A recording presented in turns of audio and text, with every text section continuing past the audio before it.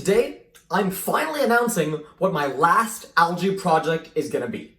Let's get into it. Hey, I'm Olian, and I'm once again experimenting with microalgae. About a month ago, I announced that I was starting a new project in my basement lab with algae.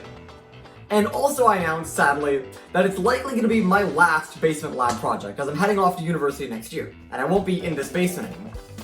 And as a result, I wanted to make it the biggest project ever.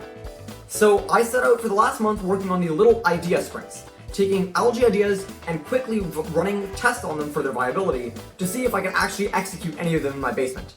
We went through things like an algae light bulb, algae batteries, algae fertilizer, and even just capturing carbon directly. And all of those together coalesced into my mind into an amazing idea that I have for my final project. So here it is. For my final project, I will be building an at-home, algae-based carbon capture, water treatment, and fertilizer production system. Let's break that down. Over my time working with algae, the main motivation that I've had for working on it at any real point has been to capture carbon dioxide with it. It's what inspired me to get into algae in the first place, my love for climate change and for biology, combining those, algae carbon capture. And for my last project, I want to go back to that and actually figure out ways to use algae specifically to capture carbon dioxide. What that means is growing algae at scale. And at a pretty big scale, bigger than anything I've done in my lab before. The biggest I've gotten up to is this bioreactor over here, that was basically around 500 milliliters of algae. By the end of this project, I'm hoping to have grown 200 full liters of algae to capture carbon dioxide. And accomplishing this is going to require some pretty different setups. What I'm hoping to do is make some hanging bag photobioreactors. Basically growth tanks for algae that aren't glass or plastic, but are instead made literally of Ziploc bags. You can see an example of one over here, and I'm hoping to build my own with its own pump system, enough to mass cultivate my algae so they're able to capture tons and tons of carbon. But as you can imagine, when you get to that scale of algae cultivation, things can get a little expensive. Photobioreactor costs aside, another big part of the cost of growing algae is the nutrient medium. Essentially, the water with various chemicals inside it that gives the algae all the food they need to grow. In the past, I've just added various chemicals to water to make this medium. But this time, I'm going to be using my home gray water. Gray water is essentially water that has been used once in some way in the house. It might have gone through your dishwasher or in the bathtub or potentially even through your toilet. But the point is that that water isn't so contaminated as to require full treatment before it's used again. It can be used to, say, grow plants outside your yard or to grow algae.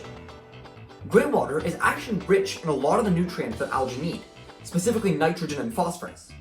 So I'm going to be using my gray water as a substitute for my medium in order to grow the algae as cheaply as possible. And on top of that, as the algae grow in the gray water, they're actually removing the nitrates and phosphates, which are harmful chemicals that we can't drink. So over time, that gray water will actually become treated and might even be possible to drink after some further treatment beyond the algae. But this project wouldn't be complete without a way to make use of all the algae that I'm growing.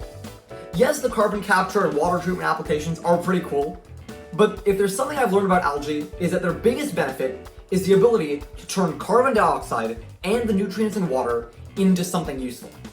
And for this project, that something useful is fertilizer.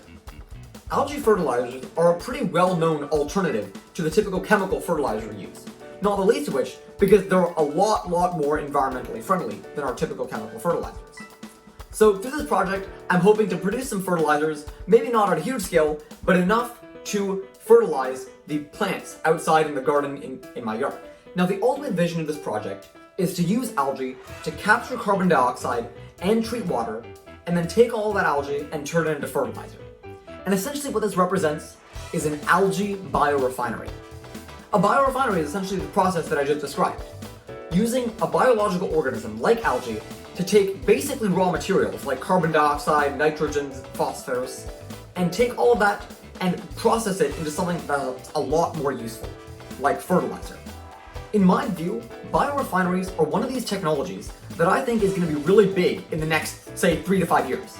Mainly because of all our advancements in synthetic biology that let us do this exact sort of thing with organisms, taking raw materials and turning them into high-value goods. Now, while these aren't necessarily as efficient as the methods we have right now, they are a lot more environmentally friendly. Just look at how much carbon dioxide algae capture, and what they can do to treat water. And in my view, if we want to make sure that our supply chains are able to work hand in hand with the environment, we're going to have to transition some of these technologies. And I think biorefineries are going to be that first step. So all that to say, I'm really excited to be building my own basement biorefinery, using algae to capture carbon dioxide, treat water, and produce fertilizer all at the end, creating a biorefinery that can be built at home. Now this biorefinery idea is really high level, I'm sure you could tell. And I really need to be drilling down on the specifics over the next couple weeks. Actually, just a few hours ago, I made a big list of all the unanswered questions I have for this project. And I'm sure things will change along the way as those things get answered.